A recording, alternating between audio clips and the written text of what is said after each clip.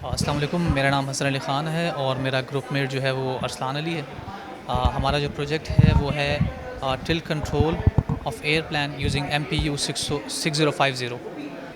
Basically हमारा जो है प्रोजेक्ट है ये बेसिकली था। इसमें हमने एरोप्लेन की टिल्ट को हमने कंट्रोल करना है। इसके लिए जो हमारे पास कंपोनेंट यूज़ हुए वो हमने यूज़ किया है कि जो सेंसर है हमारा MPU 6050। दूसरा हमने सर्वो मोटर यूज़ किए और प्रोग्रामिंग के लिए we use environment of Arduino. Basically इसमें हर्ट जो की कंपोनेंट है वो इसका है sensor, that is MPU 6050। MPU 6050 3 dimension में आपके मोशन को डिटेक्ट करने के लिए यूज़ होता है। बेसिकली ये 3 एक्सिस में एज ए एक्सीलरोमीटर काम करता है और 3 एक्सिस में बेसिकली एज ए जायरोस्कोप काम करता है।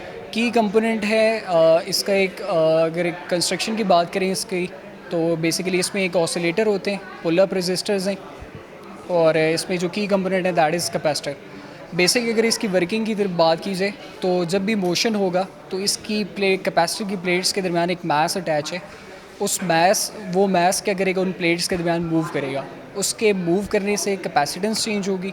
जैसे ही कैपेसिटेंस चेंज होगी तो आपका एक इलेक्ट्रिकल सिग्नल प्रोड्यूस होगा। आप इसी में बिल्ड इन एक सिस्टम है MPU 6050 में, ये बेसिकली उसी सिग्नल को कन्वर्ट करेगा डिजिटल सिग्नल में और फिर इसी में एक प्रोसेसर है जो कि उसी जो सिग्नल प्रोड्यूस हुआ है उसके अकॉर्डिंग जो आपकी सर्वो मोटर्स हैं उनकी पिच और रोल को कंट्रोल करेगा। ये सारी हमारे पास इसकी वर्किंग थी। मॉडर्न मॉडर्न टेक्नोलॉजीज़ में इसमें जो है ये जो स्पेसिफ़िक एप्लीकेशन है या स्पेसिफ़िक प्रोजेक्ट है, ये जो है वो मॉडर्न एयरक्राफ्ट में यूज़ हो सकता है। जो ऑटोमेटिक जो एयरक्राफ्ट्स हैं उनमें यूज़ हो सकता है। जो ऑटोमेटिक रोबोट्स हैं उनमें यूज़ हो सकता है। ड्रोन्स में यूज़ हो सकता है।